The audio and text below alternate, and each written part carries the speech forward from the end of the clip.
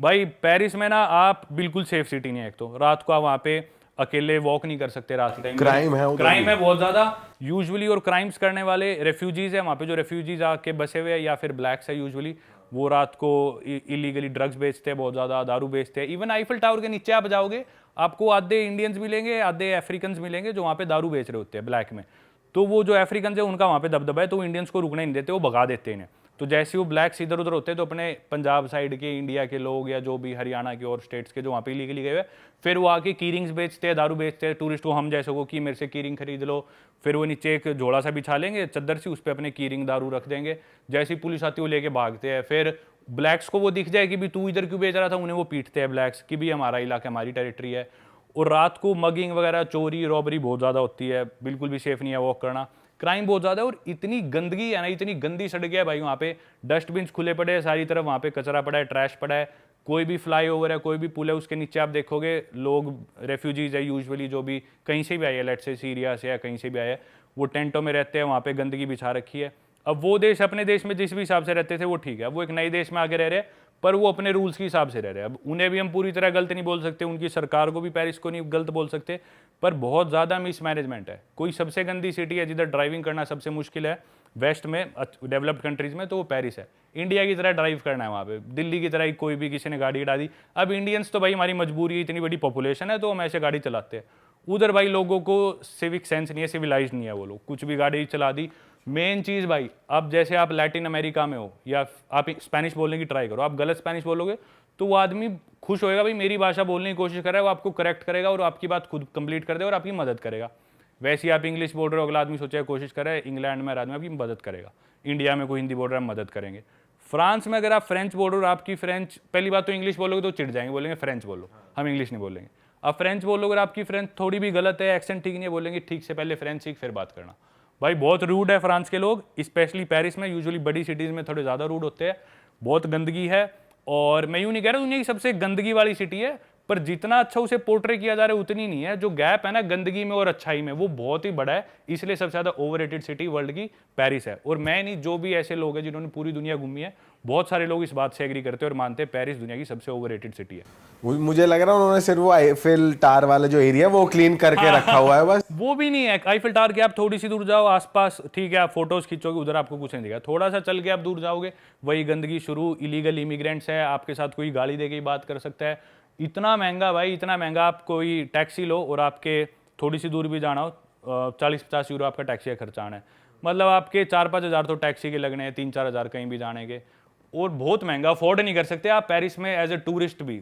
और cost of living अगर आप वहाँ पे जॉब करो रहो तो बहुत ही महंगा है। एज ए टूरिस्ट भी हर चीज़ बहुत महंगी पड़ती है भाई। मैंने तो ये भी सुना है कि जो अपन यूथोपिया वाले स्कैम्स की बात कर रहे थे, आईफिल टावर के पास भी लड़कियां आती है बात करने और वो वॉलेट वगैरह निकाल लेती हैं और आपका पासपोर्ट आपको डस्टबिन में फेंका मिल जाता है, वॉलेट मिल जाता है, लेकिन कैश गायब होता है। तो कैश मगिंग भी बहुत ज्यादा होती है उधर। ये स्कैम मैंने और जगह सुना है, पर हाँ पेरिस में भी डेफिनेटली होता है, हर जगह होता है ये वाला स्कैम। भाई आईफिल टावर के एरिया में काफी पीडी भी चलती रहती है, लोग ओपन में ही लगे रहते हैं, पब्लिक डिस्प्ले ऑफ अफेक्शन, मतलब चुम्मा चाटी ओपन ये में। तो सारे ही है, यूरोप में, अमेरिका में, हर जगह ही है हर जगह ही है। पर जिस चीज पे मैं ज्यादा क्रिटिसाइज करता हूँ ना, कि भी सिर्फ वो चकाचौंध जो दिखाई जाती है ना, वैसा नहीं है पेरिस पूरा। वो सिर्फ वो छोटा सा पार्ट है।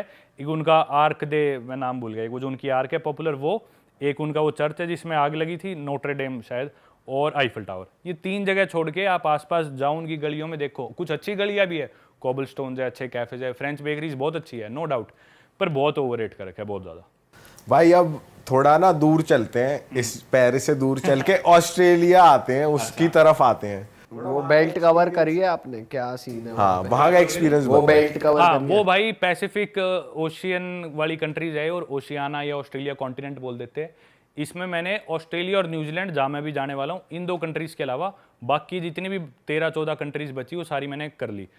तो भाई ये छोटी छोटी कंट्रीज है, बहुत छोटी, और बहुत थोड़े लोग हैं यहाँ पे। जैसे कि एग्जांपल देता हूँ, नाउरू वर्ल्ड की वो भी 2nd-3rd स्मॉलेस्ट कंट्री है। तो नाउरू गया था मैं, उस देश में क्या करा भाई, एक मेरे ख्याल न्यूजीलैंड का आदमी आया था, वो बोला कि भी इधर फॉस्फेट बहुत है, क्योंकि बर्ड्स की माइग्रेशन होती है, वो माइग्रेशन में वो जाते हैं इस आइलैंड पे, नाउरू कंट्री के ऊपर, वो बीट करती थी, बीट करने से वहाँ पे फॉस्फेट इकट्ठा हो गया। अब फॉस्फेट काम करता है एज अ फर्टिलाइजर। तो उस आदमी ने सोचा मैं ये फर्टिलाइजर न्यूजीलैंड और ऑस्ट्रेलिया में बेचूंगा। तो उन्होंने एक कंपनी बना दी, सेटअप कर दिया, फार्मर्स को देते थे आधा पैसा 1 टन का रेट, और वो बिकता था ऑस्ट्रेलिया में 200 रुपये 1 टन का रेट, मतलब 200-400 रुपये रेट पे वहाँ पे फॉस्फेट बेचते थे, और वो देश पूरा एक्सप्लॉइट कर दिया। नाउरू जो कंट्री थी वो आज से मतलब 1970s के around, if I am not wrong, exact year में भूल गया, मतलब यूँ मान लो आज से 50 साल पहले दुनिया की सेकंड रिचेस्ट कंट्री थी in terms of per capita GDP. Saudi Arabia number 1, क्योंकि तेल बहुत था उनके पास, कि भी ये कंट्री की पूरी जीडीपी ले और पॉपुलेशन से डिवाइड कर दे हर आदमी की इससे कितनी जीडीपी आई, तो सबसे अमीर सेकंड नंबर पे थी नाउरू कंट्री। भाई इतना पैसा आ गया उनके पास, इतना फॉस्फेट मिला, इतना फॉस्फेट एक्सपोर्ट होने लगा, तो ना लोकल जो भी लोग थे पॉलिटिशियंस वो भी उसमें मिल गए, क्योंकि ब्रिटिशर्स और न्यूजीलैंड और ऑस्ट्रेलिया वाले फॉस्फेट निकाल रहे थे। तो अब वो जब तक रूल पास नहीं करेंगे वो कैसे निकाले, तो पॉलिटिशियंस भी मिल गए, सारा फॉस्फेट उस देश का एक्सट्रैक्ट होता गया, लेकिन उसके बहुत ज़्यादा एनवायरमेंटल कंसिक्वेंसेज हो रहे थे। उनकी जो मरीन लाइफ थी, समुद्री जीव खराब हो रहे थे, धरती उनकी पूरी खराब होगी। अब वहाँ पे लोकली कुछ भी उग नहीं सकता, सब्जी वगैरह कुछ भी हेल्दी खाना नहीं उग सकता उस देश में। छोटा सा देश है वो देश, मैंने पूरा पैदल चल के पार करा था, 21 किलोमीटर की रोड है, 4 घंटे मैंने पूरा देश पैदल चला था। और अब मतलब 50 साल बाद वो दुनिया के सबसे गरीब देशों में से एक देश है, क्योंकि पॉलिटिशियंस इतने करप्ट हो गए, उन्होंने सारा देश बेसिकली बिकवा दिया ताकि लोग शोर ना मचाए। हर इंसान को दे दी सरकारी नौकरी, जिसकी भी एज है सरकारी नौकरी, लोग खुश, भाई सरकारी नौकरी है, हेल्थ केयर बिल्कुल फ्री, एजुकेशन फ्री, कॉलेज के लिए तुम ऑस्ट्रेलिया जाओ सरकार खर्चा देगी। लोग इतने खुश, भाई ड्रीम लाइफ जी रहे, क्या देश है ये तो।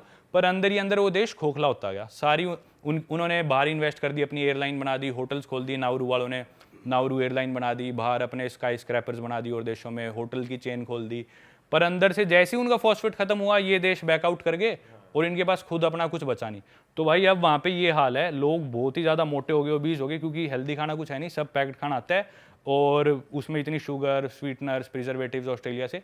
और एक बार सुपरमार्केट में दूध खत्म हो गया ना, लेट से दूध खत्म हो गया, अब अगला स्टॉक आएगा 6 हफ्ते बाद, तो 6 हफ्ते तक उस देश में दूध ही नहीं होएगा, क्योंकि वो कंटेनर्स में आते हैं ऑस्ट्रेलिया और न्यूजीलैंड से सामान, और वो 6 हफ्ते लगते हैं शिप को वहाँ पे आने में। तो इतना बुरा हाल हो गया भाई उस देश में। मैं पैदल चल रहा था ना, ऐसी ऐसी सुपर कार्स, लग्जरी कार्स सड़क पे खड़ी है, उनके जंग लगा पड़ा है, महंगी गाड़ियाँ, महंगे घर जो दिख रहा है भाई ये लग्जरी घर होगा, उसमें आज से 50 साल पहले जिसमें एसी फिट हो तो कैसा घर होगा भाई। ऐसे ऐसे घर अबैंडन पड़े, जंग लगा हुआ है, उसमें कोई नहीं रह रहा, क्योंकि अब उसमें कोई रहना अफोर्ड नहीं कर सकता, बिजली के पैसे कहाँ से देगा। लोग इतने गरीब हो गए, सब अंदर से खोखला हो गया, नौकरियाँ सब चलेगी, देश का पैसा होती, वो पॉलिटिशियंस कर गए ऑस्ट्रेलिया में शिफ्ट। उन्होंने ब्रिस्बेन में जो भी बड़े बड़े लोग थे अपनी प्रॉपर्टीज बना ली, देश को छोड़ गया। भाई वो देश सड़ने लग रहा है, लोगों की हालत बहुत बुरी है, खाने को कुछ नहीं है, गरीबें मर रहे हैं, वो 10-12 हज़ार उनकी पॉपुलेशन है, बहुत बुरा हाल है उस देश में। ये अंग्रेज ना है ही दीमक की तरह, हाँ कहीं भाई। घुस गए तो उसे खा जा देश है साले। हाँ बिल्कुल, चूस लेते हैं भाई ये देश को, जूस निकाल लें पूरा, पूरा। और फिर भगो अपने देश हाँ, और वो बेचारे शरीफ लोग उनका पागल बना के ले गए। तो ऐसा होता है भाई। ऐसी और देश है, एक टुवालू है, वो भी छोटा सा देश है, उससे वर्ल्ड की लीस्ट विजिटेड कंट्री कहा जाता है। वो बस समुद्र के अंदर एक बस सीधा सा देश है, वो किसी भी दिन बड़ी लहर आई वो देश डूब जाएगा। 2 मीटर ऊपर है वो समुद्र से, बस 6 फुट ऊपर है समुद्र से। लोगों के घर समुद्र से, हर चीज़, और 200 मीटर चौड़ा है वो आइलैंड सिर्फ। उनका वाइडेस्ट पॉइंट तो 400 मीटर चौड़ा है, सबसे वाइडेस्ट जो है, पर आमतौर पर 100-150 मीटर चौड़ा है समुद्र के बीच में। कोई भी बड़ी लहर आई वो देश बस डूब जाएगा, यूँ समझ लो, सुनामी या कुछ आए तो गायब है वो। तो ये हाल है उन देशों का भाई। तो अभी विजिट कर लिए तो कर लिए। एक देश समोआ है, उसके बारे में बताता हूँ। द रॉक सब जानते हैं, रिकी देखते थे हम WWE में, एक उमागा आता था वो जो खाता था, तो ये सारे समोआ के। द रॉक का नाना समोआ का था। तो समोआ कंट्री है वो, उधर का एवरेज वेट एक मेल का 105 किलो है। तो हर आदमी भाई, मतलब मैं एक आम इंडियन से साइज में बड़ा हूँ, पर जब मैं उस देश में लैंड हुए, प्लेन में लैंड हुआ ना, मेरे को यूँ फील होता है मैं एक टूथपिक हूँ भाई। मैं यूं बैठा हुआ था, इतने इतने चौड़े लोग भाई, इतने बड़े अलमारी जैसे लोग, सारे लंबे लंबे, बहुत लंबे, 6-6.5 फुट उनकी हाइट, और 105 किलो तो एवरेज वेट है, तो 200-250 किलो तक के भी लोग आराम से दिखते थे। कोई वो बात नहीं थी भाई, बहुत बड़े लोग हैं वो साइज में। तो अभी उनकी वीडियोस बनाई थी, अभी चैनल पे आई नहीं, पर अच्छा एक्सपीरियंस था। बहुत ही अनएक्सप्लोर्ड कंट्री, इधर कोई जाता नहीं, तो काफ़ी अलग एक्सपीरियंस था भाई। सीरिया आप अभी जो आईसिस के बाद गए थे आप? हाँ भाई, 2011 में वहाँ पे सिविल वॉर शुरू हुआ। आईसिस तो एक संगठन है, बहुत सारे संगठन है जो वहाँ पे सिविल वॉर चला हुआ है, पावर में आना चाह रहे हैं। तो मेरे ख्याल कई संगठन है, आईसिस तो उनमें से एक है। तो कोई इलाके आईसिस कंट्रोल कर रहा है, कोई सीरियन गवर्नमेंट, कोई कर्दिश फोर्सेज, अलग अलग फोर्सेज है।